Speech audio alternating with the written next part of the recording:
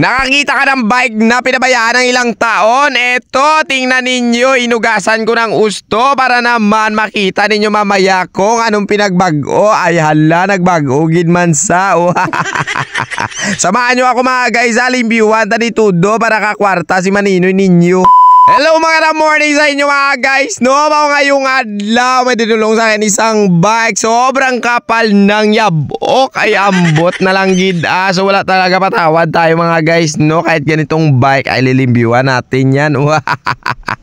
So bali mga guys, no, guba ang iya nga butong bracket flat, tapos guba man ang iya preno kag puli. So ang gagawin natin dito mga guys, siyempre baklas tayo dito lahat. Una mga guys, no, kailangan natin itong piswita na tubig-tubig para naman mataktak ang damol-damol yang ayab. Okay, kung hindi ba kakatol-katol gini sa panit ya kung malaga sagid-sagid blaw.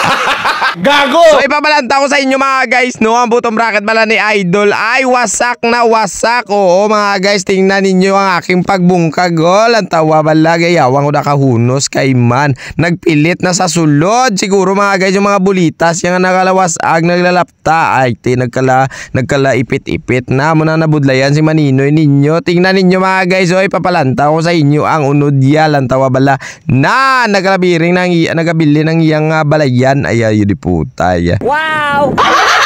At para maugasan natin mga guys ang iya, karon nga gulong-gulong, no, siyempre nuna muna natin dito sa pagtakod ang iya interior kayang daan yung tube mga guys. Puro na patch at wait may himo basta gani ma-flat. Wait bulkit-bulkit.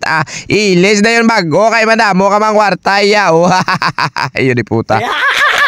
At ito na nga ni mga guys, so naubos na natin sa pagbaklas. Bali yung gagawin na lang ni Maninoy ninyo, siyempre magsha-shower na tayo. Pipiswita natin yan ng tudo ng tubig-tubig. Tapos yung ibang biring-biring mga guys, no, pinili ko kasi nga babayluan natin ng bago. At siyempre yung puli, palitan natin yan ng bago kay man was again ni nagani.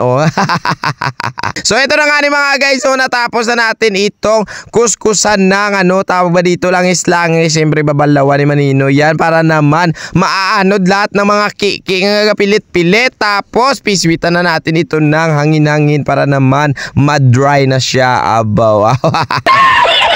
At syempre nga ni mga guys, no, dahil nga malimpyo na siya, ilalagyan na natin ito ng paparanlog. Tapos gagamitan na natin ng special tool sa bayugot-hugot. Okay, pak. Abaw. Dumanol.